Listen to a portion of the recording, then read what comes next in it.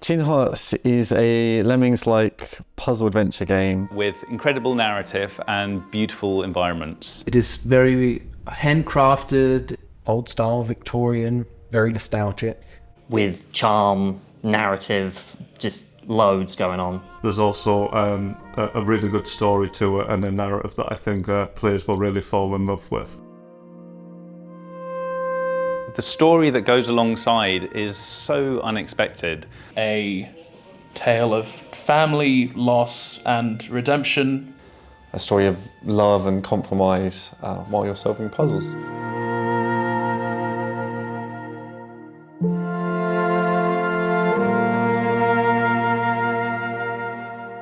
Tin Hearts has a long history. It began actually quite a long time ago, back in 2016 when we first founded Rogue Sun. At the time we were actually looking to do kind of a small game to I guess, test ourselves as a new studio and test the waters of VR as well. So it actually, Tin Hearts started as a VR project. During those early days of prototyping, we discovered that having gameplay come to you as opposed to you kind of going out to the game, especially given the issues around kind of locomotion and moving around in big environments, we're like, okay, well, what if we keep the environment small and bring the game to you?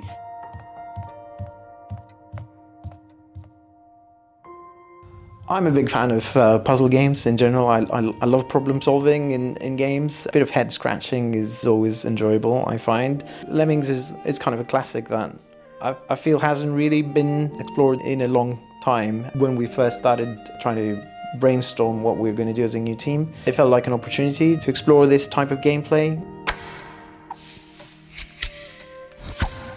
There's a group of soldiers, they follow each other, and it's very Lemmings-like in that aspect. But this game also has a much broader scope. It's 3D, you're exploring Albert's house in this Victorian setting. We have a huge range of different machines and inventions and toys that you unlock as you play, and it's really about the interactions between all these mechanics in the puzzles that evolve your thinking and evolve the way that you're playing as you progress.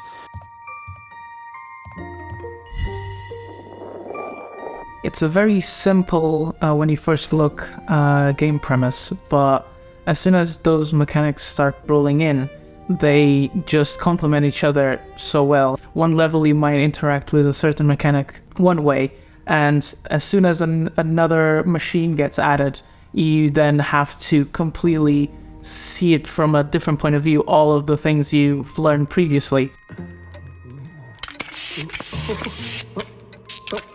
But gameplay-wise, it's all about the toys. It's about what you can do, the inventions that Albert makes. We use the term Rube Goldberg a lot, where it's like you use one toy to activate another toy to activate another toy, and it just creates this wonderful chain reaction that looks and feels brilliant from a player perspective. Every time I play the game, I use the path projection. I'll come in the room, I'll pause the game, and then I'll literally put all the things out until I basically solved it, if I can do it that way. This works well on the first sort of Act 1, Act 2. It gets more tricky when you get into the bigger levels, but yeah, I do a lot of pausing and doing the path. Every single level builds on every previous one. Every 2 or 3 levels there is a new sort of mechanic, a new feature, a new ghostly power, a new machine to work with. So it never really gets boring.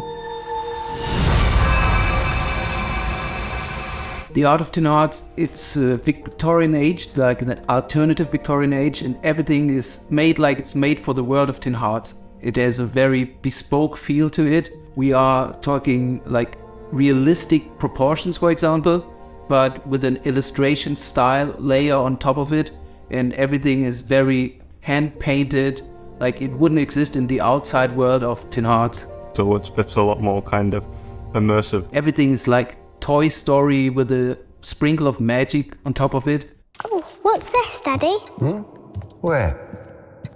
No, best leave that be. But what is it? I want to take a peek, please. You will when it's ready. The sort of setting for the game, we like to say it's an alternative kind of Victorian kind of steampunk world, because obviously there's a lot of kind of magic and contraptions that wouldn't necessarily work in a realistic setting. It sort of expanded out of the main character, the toy soldier. It just felt right.